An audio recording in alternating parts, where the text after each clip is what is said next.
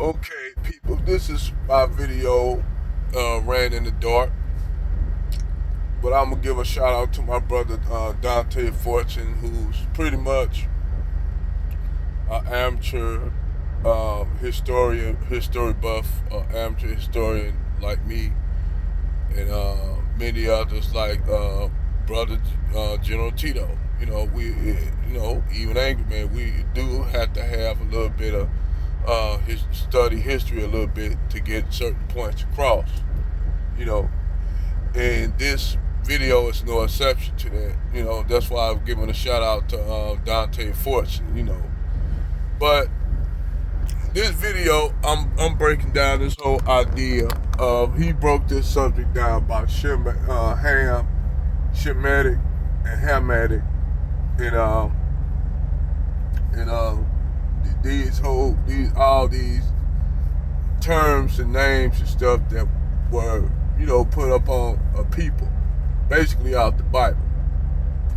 And I know you all know the story of the Hamitic curse or whatever. The Hamitic curse was this curse that,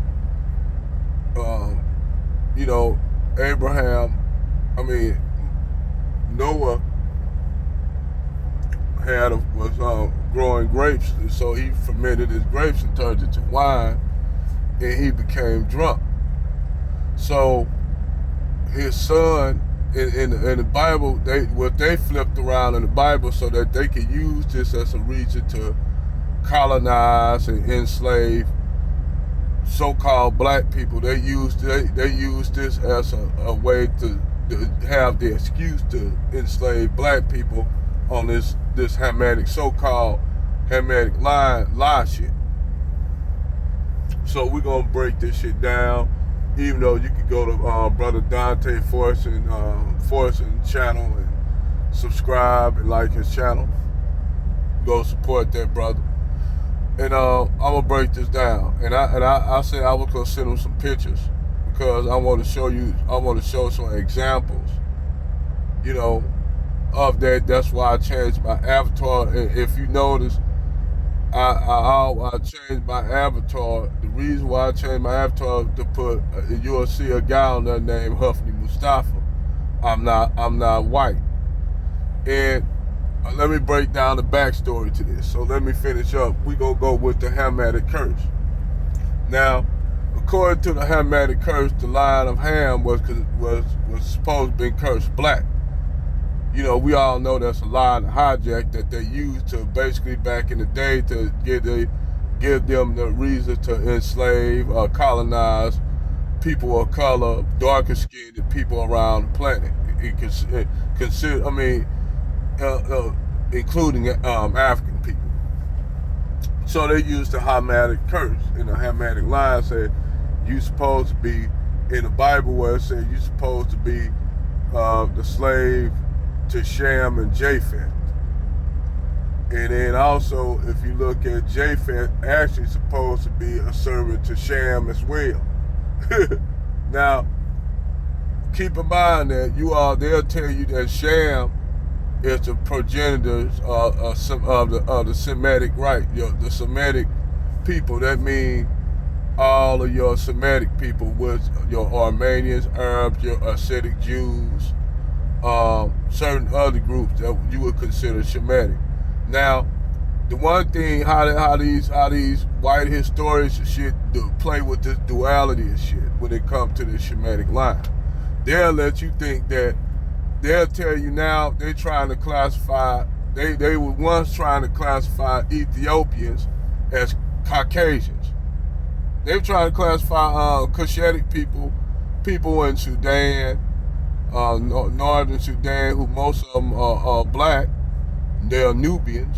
They were trying to classify people in the Horn of Africa, mainly your Cushitic people. They also were trying to classify your Fulanis. They were trying to classify the Wadabi. They were trying to classify even the Khoisan of South Africa as Caucasians. You see the hijack that the links that they willing to do to try to lie about shit, instead of them just being honest and truthful. because people gonna find out the hijack anyway. So basically, I pulled up these pictures of one of Hufniy Mustafa. And I remember Hufniy Mustafa from a video a long time ago when BET was educational. Back when BET was educational, they used to have the Tony Brown show. And Tony Brown showed this brother named Hufniy Mustafa. Now, if you look at a picture, you go pull up Hufniy Mustafa, this brother is a Detroit educator up in Detroit, was. He had got a scholarship to the University of Michigan. He was going to be an educator in the school system in Detroit. But this brother went to file for a minority loan by him being a black immigrant. He was eligible at that time. He was eligible for certain things, that black immigrants were eligible for due to black people putting this stuff in so that African immigrants could come in and join us to get more African immigrants in. So this brother was Egyptian and he was black. So the school writers and shit, the people in the school told him, why you up here putting down that you black? He said, don't put down that you black, He said, well, I'm black, I'm getting scholarship. They said, no, you're not.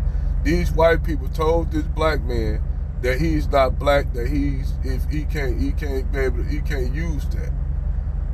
He said, the black people you want to be a part of, they are thieves, they murderers, they cutthroats, and all kind of negative shit.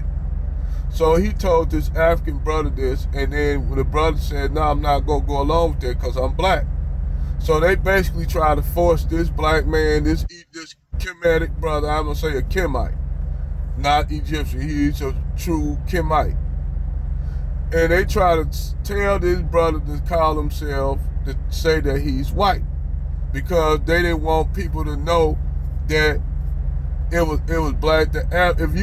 If he walk around, you got black people who ain't never been to Egypt, ain't never really seen in Egypt, only than the people that they look at, Charlton Heston and all that shit, and Arabs from National Geographic, these Hawass-looking corner store Arabs, who basically they can say that they Egyptian. But Egyptian like him, they want to keep him hid off somewhere in the closet because they don't want y'all to know you have true indigenous black Egyptians. Which they probably try to pass him off as a Nubian, but he's truly Egyptian. So they want you to believe that Egyptians are mostly Arabs.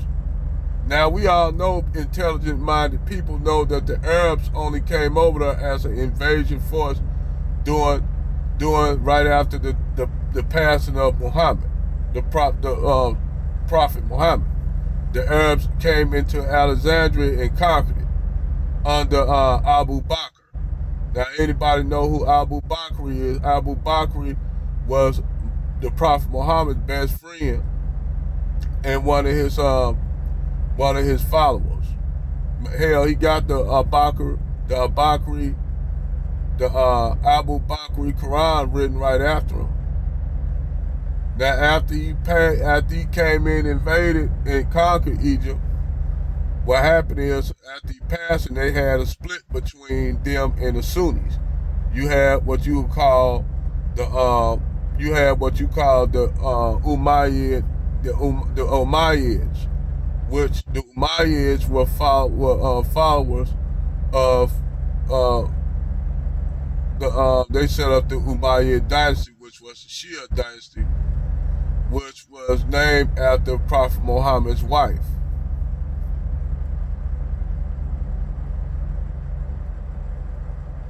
So you got that. Sorry for the pause, but you got that. So that's how the Arabs came in. Now before that, you had other invasions and migrations that came into what you call, mostly they settled in Lower Egypt.